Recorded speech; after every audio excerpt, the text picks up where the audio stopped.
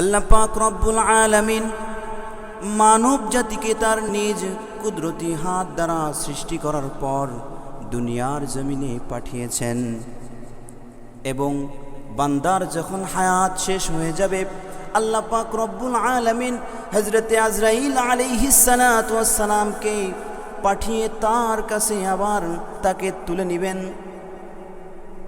অথচ বান্দা আল্লাহ পাক রব্বুল আলামিনের নির্ধারিত সময়ের পূর্বেই আত্মঘাতী সিদ্ধান্ত নিয়ে নেয়, নিজের জীবনকে বিষ পান করার মাধ্যমে, নিজের জীবনকে গলায় রশি দেওয়ার মাধ্যমে অথবা অন্য কোনো মাধ্যমে নিজের জীবনকে শেষ করার জন্য তৈরি হয়ে যায়, প্রস্তুত হয়ে যায়।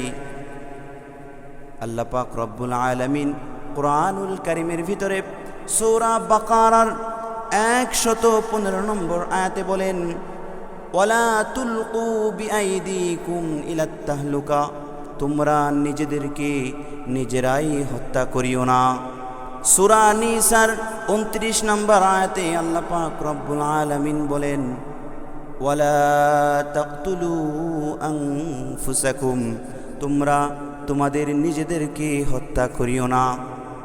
রাসূল করিম সাল্লাল্লাহু আলাইহি সাল্লাম বান্দাদেরকে হুঁশিয়ার করে বলেন, বুখারী শরীফের ভিতরে এসেছে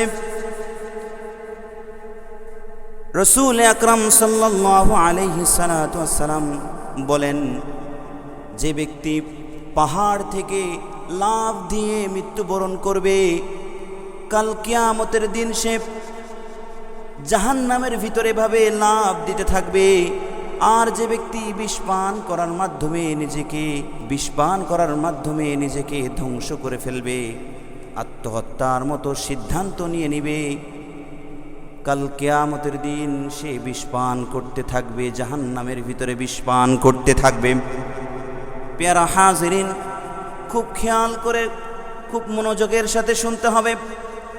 রাসূল করিম সাল্লাল্লাহু আলাইহি সাল্লাম বলেন, যে বান্দা লোহার তরবারি দ্বারা অথবা পাথর দ্বারা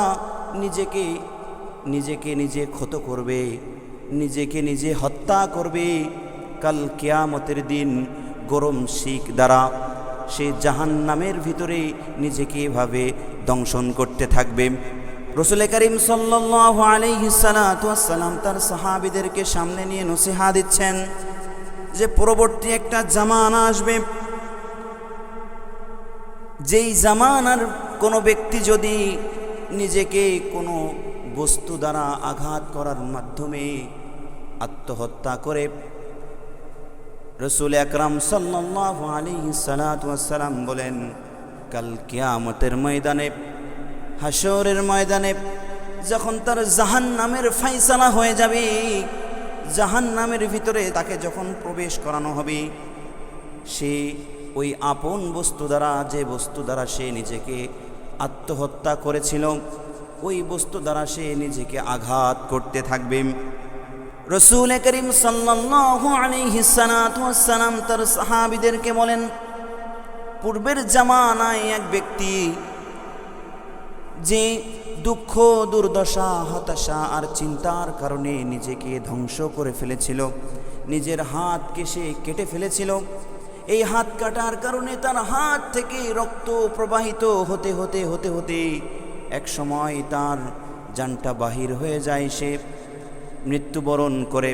আল্লাহ পাক রব্বুল আলামিন এ সময় আফসোস করে বলেন, আমার এই বান্দার জন্য জান্নাত হারাম হয়ে গেল, আমার এই বান্দার জন্য জান্নাত হারাম হয়ে গেল, অর্থাৎ জাহান্নাম তার জন্য ওয়াজিব হয়ে গেল। আমার এই বান্দা তাড়াহুড়ো করে ফেলেছে, তার নির্ধারিত সময়ের পূর্বেই সে তাড়াহুড়ো করে ফেলেছে, তার জন্য আমার জান্নাত হারাম হয়ে গেল। প্যারা হাজিরিন, এজন্য চিন্তা, দুর্দশা, হতাশা যাই আসুক না কেন, ধৈর্য ধারণ করতে হবে এবং আল্লাহ পাক রব্বুল আলামিনের রহমত থেকে নৈরাশ হওয়া যাবে না। কেননা আল্লাহ পাক রব্বুল আলামিন বলেন, লা তাকনাতু মির রাহমাতিল্লাহ ইন্নাল্লাহা ইয়াগফিরুয যুনুবা জামিআ। আল্লাহ পাক রব্বুল আলামিন বলেন, বান্দা তুমি তোমার রবের রহমত থেকে নৈরাশ হও না।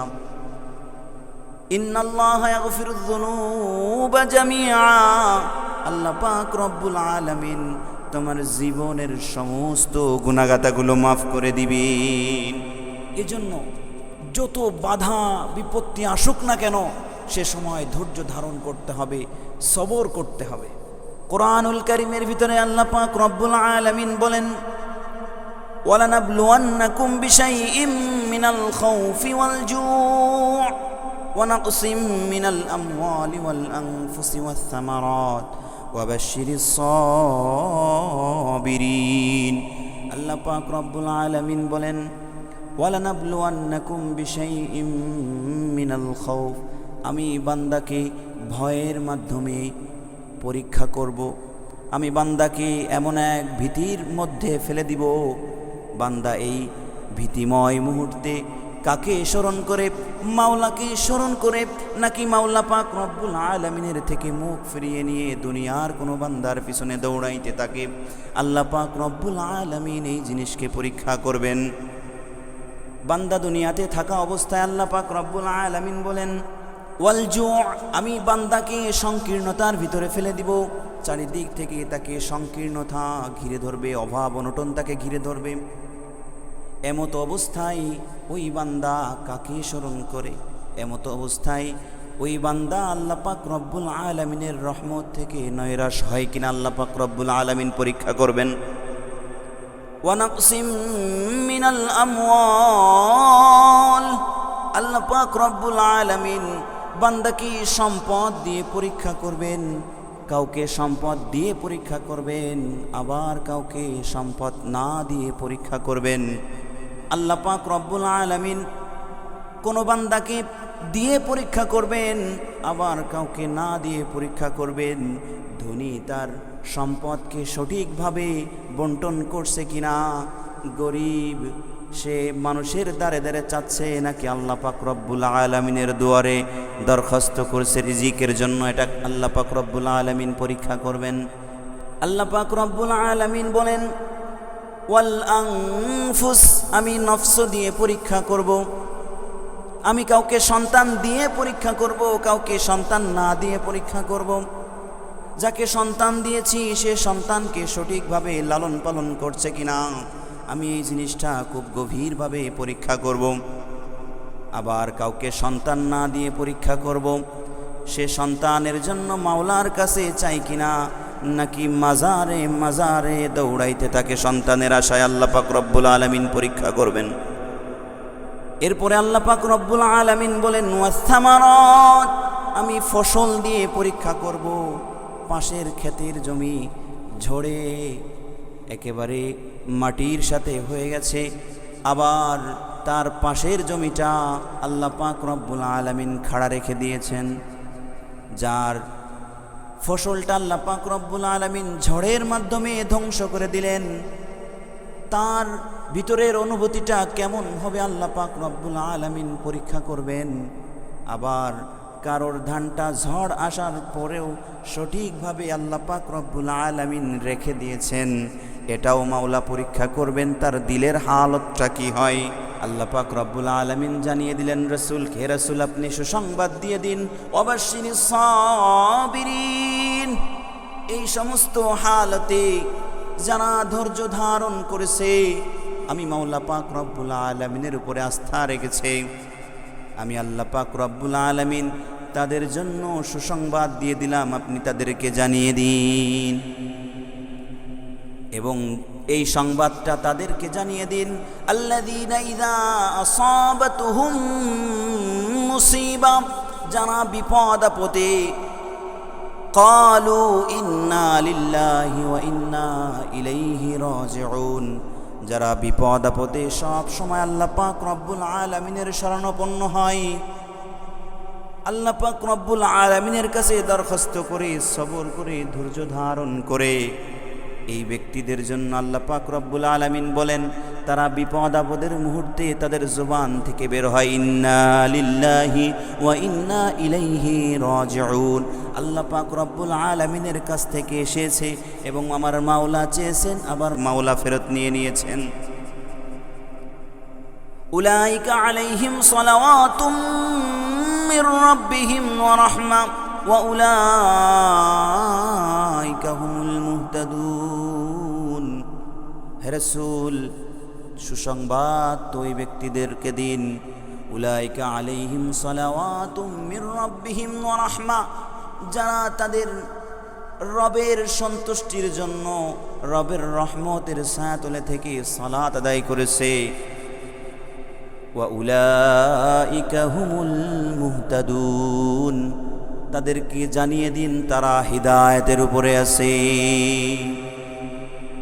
এজন্য যখন মাওলা পাক রব্বুল আলামিনের পক্ষ থেকে দুনিয়ার জমিনের যে কোনো পরীক্ষা সামনে আসবে, আল্লাহ পাক রব্বুল আলামিনের কাছে ধৈর্য ধারণ করতে হবে, সালাতের মাধ্যমে মাওলার কাছে চাইতে হবে।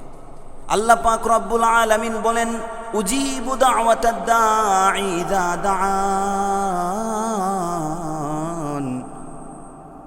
বান্দা যখন মাওলার কাছে ডাকার মতো ডাকে, বান্দা যখন মাওলার কাছে চাওয়ার মতো চাই, মাওলা পাক রব্বুল আলামিন বান্দার ডাকে সাড়া দিতে কার্পণ্য করেন না।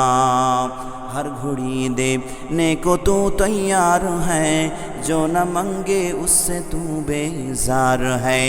আমার মাওলা পাক রব্বুল আলামিন हर घड़ी देने को तू तैयार है, হে মাবুদ, আপনি তো সমস্ত কিছু দিতে প্রস্তুত রয়েছেন। যে আপনার কাছে চাই না, আপনি তো তার প্রতি বেজার হয়ে যান, তার প্রতি নাখোশ হয়ে যান। খুব খেয়াল করে শুনতে হবে, দুনিয়ার কোন রাজা বাদশার কাছে চাইলে রাজা বাদশাহ একবার দুইবার তিনবার চাওয়ার পরে মুখ ফিরিয়ে নাই বিরক্ত বোধ করে। অথচ আমার মাওলার কাছে না চাইলে আমার মাওলা নারাজ হয়ে যান, নাখোশ হয়ে যান। এজন্য যে হালতই আসুক না কেন, সবর করতে হবে, ধৈর্য ধারণ করতে হবে। আত্মহত্যার মতো আত্মঘাতী সিদ্ধান্ত নেওয়া যাবে না।